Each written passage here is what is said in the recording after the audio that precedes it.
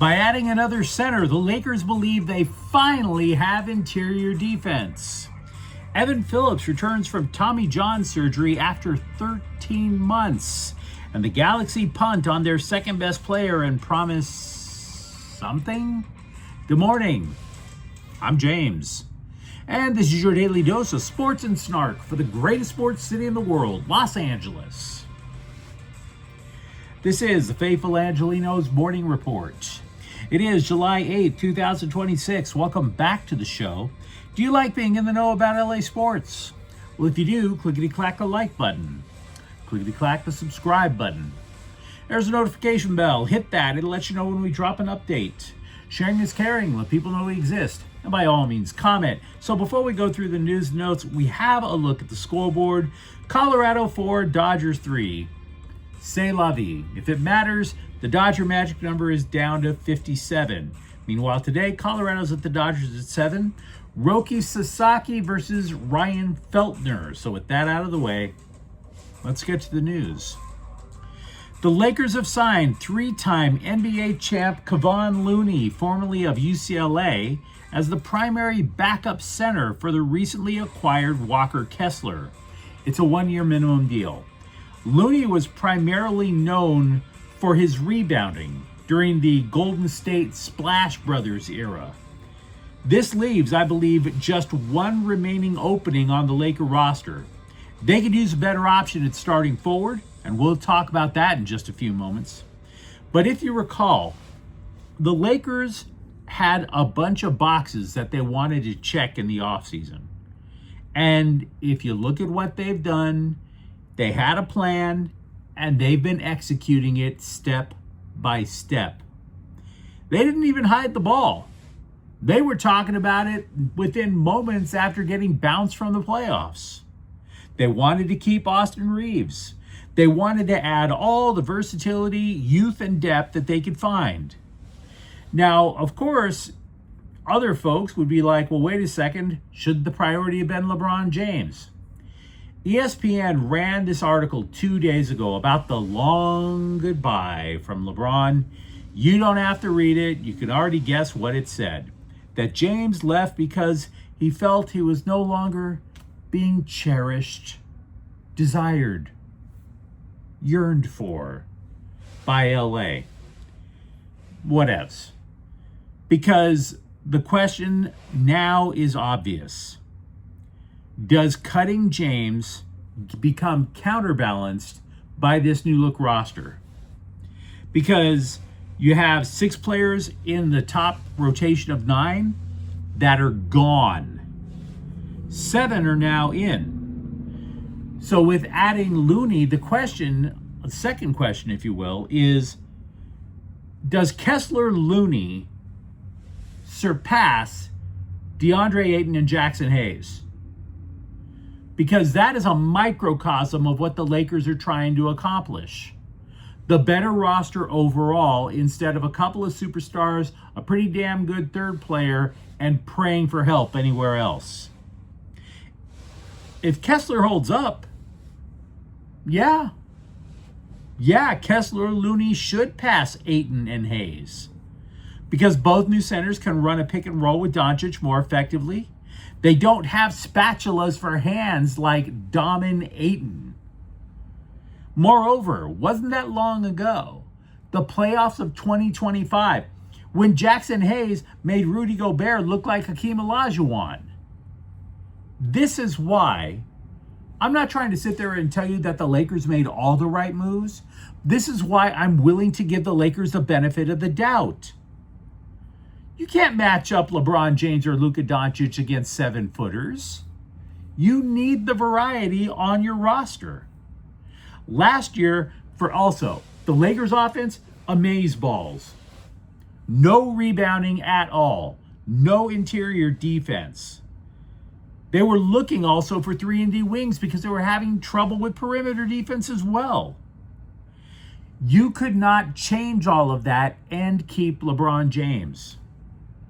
The best option, if they kept James, maybe add Looney because he signed for a minimum deal. But Looney would be backing up DeAndre Ayton. So, ick. I'm not saying it's all the right moves. I'm saying it's give them the benefit of the doubt. Now, as for that forward slot, ESPN is reporting the Lakers are still talking with Jonathan Kuminga, a wing who played for Golden State, played for Atlanta. He's already met with the Lakers. J.J. Redick and Rob Pelinka welcomed him with open arms and just pitched how he would fit so well alongside Luka Doncic. Why, you come to L.A., you could have all the court time you want. You could start. Think about all the easy open shots you'd be getting fed from Luka Doncic. You could totally rebuild your career. Such a great fit. It's the feel of Armani. And all Kuminga had to say in reply is what the money looked like. So, the Lakers are going to have to try to figure out how to get there. My understanding is they're about $10 million a year off. There is a chance to facilitate a sign and trade with the Hawks. You have contracts for players such as Jared Vanderbilt, Dalton Knecht, the recently acquired Jaden Hardy. But the Hawks are not going to take those guys. They would want something more, which means Lakers would probably have to include draft picks, and the Lakers are more covetous of those now. They sent a few to Utah for Kessler just about a week ago. And oh, by the way, one of the other stated goals with the Lakers was to build up the G League affiliate. So, is it certain that Jonathan Kuminga's in purple and gold? Of course not. But they're trying to make it happen. If you're a Laker fan, let me know what you think. By the way, with the Clippers, they were part of a blockbuster 6-team trade last night. Shams Charania just could not wait to bloviate. Bars. So, anyway, what did the Clips get in this mega, super duper, most sensational, inspirational, muppetational deal? Nothing. They were part of a mega deal and apparently got nothing. Seriously, I read the LA Times, ESPN, the LA Daily News, CBSSports.com, and The Athletic. Nobody said that the Clippers got a player. Nobody said they got a draft pick. All we know is that part of this trade was a way to get John Collins under the salary cap so that he could play for the Detroit Pistons. If you work for the Clippers and you got something in this 6-team mega deal, I am begging you to let me know what it is. The American sports press has no idea.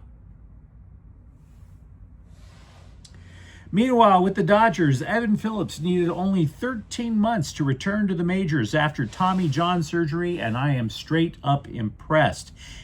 It's supposed to take 1.5 to 2 years. Now, I will tell you what impresses me more. Just the idea of how pitching coach Mark Pryor is going to injure him next. Phillips is going to be like 95% scar tissue by the time he retires at this rate. Since this guy joined LA back in 2020, he's had injuries to his elbow twice, including the Tommy John surgery, forearm problems, shoulder problems, I should say, forearm problems, hamstring, and a quad. Basically, he's had everything except for jaundice and genital warts. Don't get me wrong. Totally glad he's back. Dude is a trusted arm. He absolutely looked ready during his rehab with the Midwest Manure Pit. He made 12 appearances at Oklahoma City, an ERA of 1.8 across 10 innings with 13 strikeouts. Now, to make room for him on the roster, Paul Gervais goes back to Oklahoma. Jake Eder was released. But don't look now, because there's more on the horizon. The Dodger pitching is likely to evolve before your very eyes, and that is going to make for a fascinating trade deadline. A week or so ago, we amplified a report in The Athletic that the Dodgers are not likely to go big game hunting at the trade deadline. They'd prefer to boost their minor league system with pitching. Consider the potential of a bullpen that not only has Evan Phillips, but gets back Blake Trinan and Edwin Diaz by the end of the month. A rotation that includes Blake Snell and Tyler Glasnow. Are you really sure you need Tariq Skubal? Remember this. Last year, the Dodgers sent out Dustin May for multiple prospects. One of them was James Tibbs. That is not a prediction that the Dodgers are going to automatically follow through on that plan that the Athletic detailed. But could you see somebody at the back end of the rotation get swapped for better pitching prospects?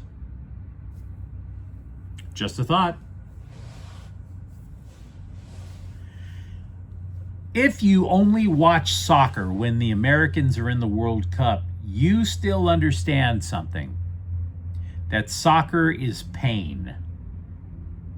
If you were as stupid as I am to not just watch the World Cup, but to pick a club and root for it, support it, you learn that the price of doing business in soccer is pain. I've been a Galaxy fan for years. It's pain.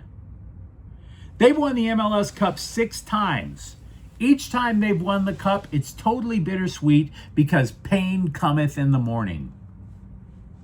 It's not like other sports. Because in other sports, we've been talking trades. We've been talking about free agency. You trade players for minor leaguers. You trade players for draft picks. In soccer, that doesn't happen. You sell players for profit. We live in a world that hates capitalism. You know why?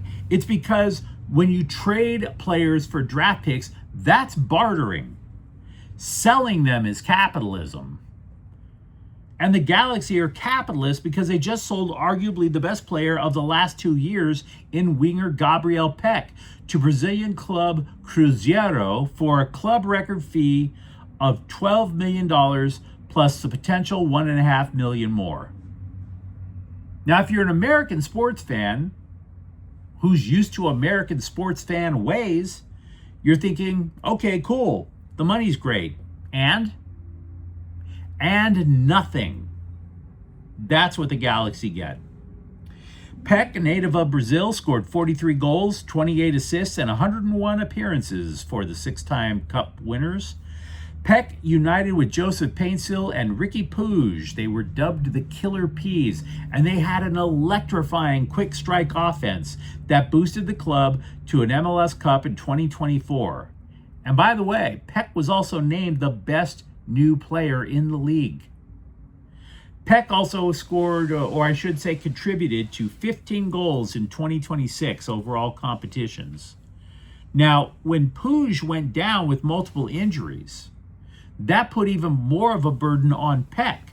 So he had to adjust his game to become a facilitator just as much as he was a finisher. So he's going to go back to Brazil as a more complete soccer player than when he came to the United States. Now, where does this leave the Galaxy? This is no disrespect to Peck. Loved watching him play. But where does it leave the Galaxy? No clue. The MLS transfer window opens Monday. The first match is against bitter rival LAFC next Friday. The Galaxy have cut ties with 3 players in the last week. 3 players gone. Yesterday's news. The Galaxy have a fever, and the only prescription is more cowbell. All the selling, all the cowbell. Now, they do get a designated player spot back by getting rid of Peck.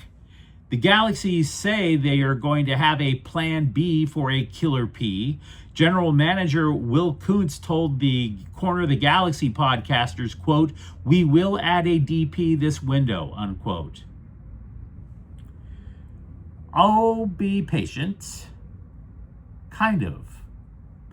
See, soccer fans, that being used to the pain, they always like to console themselves, right? When a top player is sold, we console ourselves by saying it's good business. But the American sports fan doesn't want to hear about good business. I like capitalism, but when I watch sports, I'm doing it to escape capitalism. Sports is meritocracy. We want wins. We don't care what you spend. We don't care about your profit margin. All that matters to us is the results. So if you want to sell Gabriel Peck, vaya con Dios, but El Tráfico is less than 10 days away and you have no offense to speak of. So what say you, Will Kuntz? Love to hear it. But you let me know what you think in the comments thread. Talk to me about the Lakers finally having centers that look like centers. Or for that matter, the state of the Dodger pitching staff with the trade deadline coming up. And if you enjoyed this update, don't forget to subscribe to Faithful Angelenos. We're talking LA sports every single day. Thank you for watching. I'm James. We'll be back tomorrow. Faithful Angelenos is a Kian Corte El Queso production. Take care.